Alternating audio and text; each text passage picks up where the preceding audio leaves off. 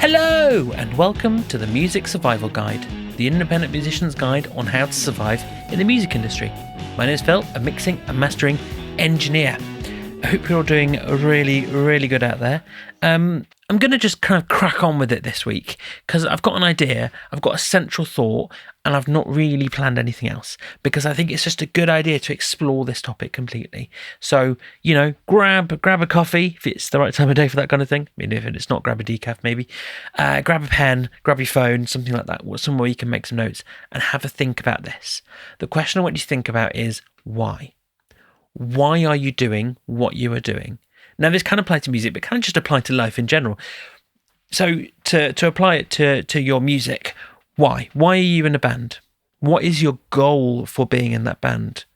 What is the purpose of that? Are you enjoying it? Are you not? It's sometimes it's a good idea to evaluate, is something still enjoyable? Is it something worth doing or not? If it's not worth doing, think about stopping. Because the worst thing you can do, I think, with your life is waste it doing something you don't want to do.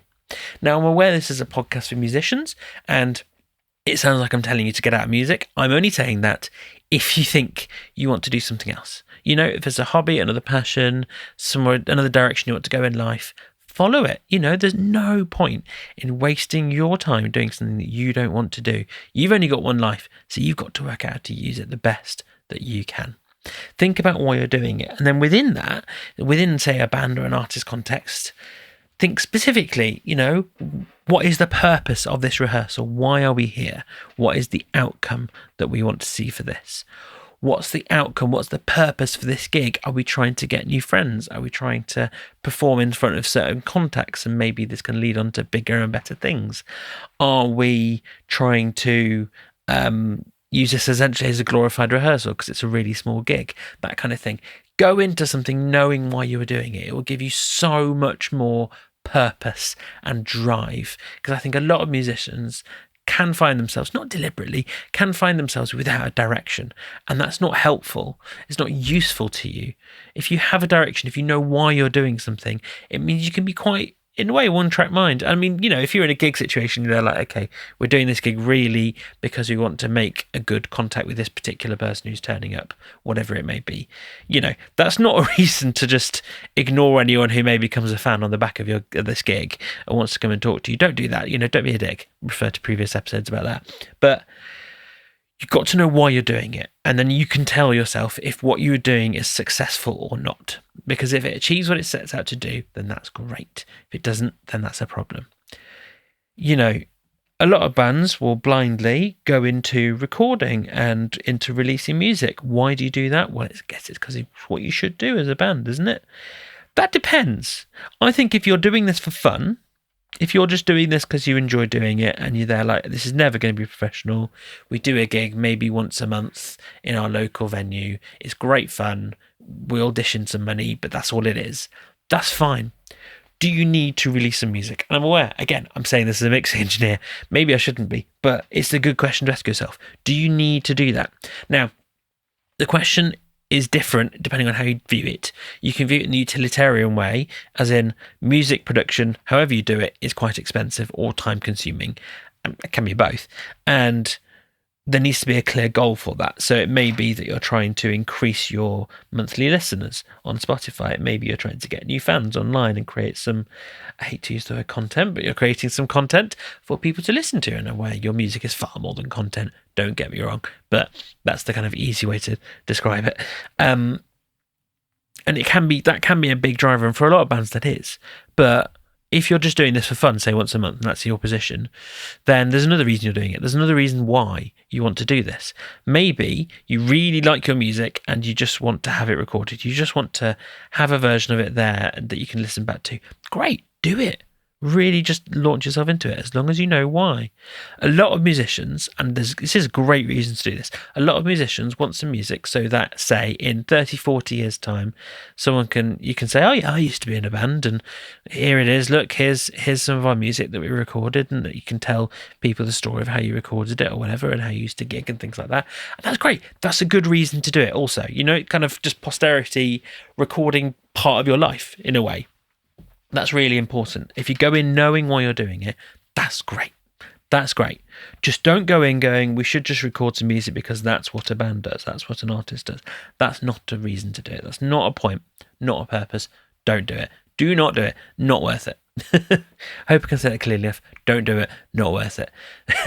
So if you go in knowing why you want to do something, what the purpose of it is, as I say, you can be very much more directional. I think too many bands have a rehearsal where there is no direction.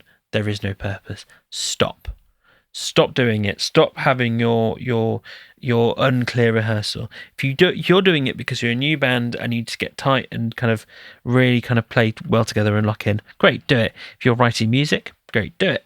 If you're about to go on some gigs and you need to just make sure your set is tight, do it. Don't book in a 6-hour rehearsal session if you're about to go on tour, so you can do a bit of everything. That's not going to be helpful. Book in, say, a couple of hours to go through your set a few times, say if you're gigging, and then you can say, hey, we've done what we set out to do. Let's go home. Let's go to the pub, whatever it may be. Don't go in with a directionless rehearsal. It's frustrating, it's exhausting, and it's not great. And it's expensive as well if you're hiring somewhere. That's obviously a practical consideration. The why as well, as I said, the why can really help with your money considerations. If you know why you're doing something, you know what it is worth to you as an individual and worth to you as a band. You can think there, go, right, okay, the purpose of this gig is to go and meet this person who is a big promoter who's given us this little chance, and we can prove that we're really good and we can get more gigging opportunities with them.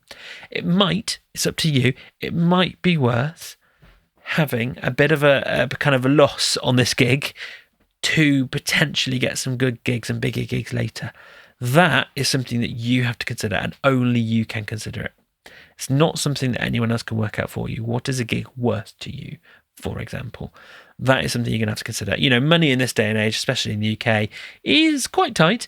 It's getting a bit better, but it's quite tight. And you've got to know what you're doing and why you're doing it, and that can help you spend decisively and tactically. You know, if you know what the next step for the band is, if you know the why of the band, what the next point is, then you know if recording some music, for example, an expensive endeavour, is a good idea or not, if that's the next best thing for you. So that is a question to consider, and that is some ramblings for me. I think that is something to go away and think about, and maybe even meditate on, chat with your bandmates and work out if you're all on the same page or not. Again, that's another conversation you might need to have. But yeah, that's it really. Bit of a short and sweet one from me. So thank you for listening to another episode of the Music Survival Guide. If you liked it, please rate and review the podcast wherever you listen. It really helps the algorithm. I would love some ratings and reviews. I've not really had it in a while, but there we go. I'll stop begging. Please also share it with any friends and bandmates if you thought it was useful. Kind of just paste it on your Instagram, whatever it is, tag me in it. I'd love to see you do that. That would be great. Just to know you're all out there and I'm not speaking into the void. Anyway, if you're thinking about recording or mixing and you want to come talk about it, feel free to reach out to me via the links in the podcast description below.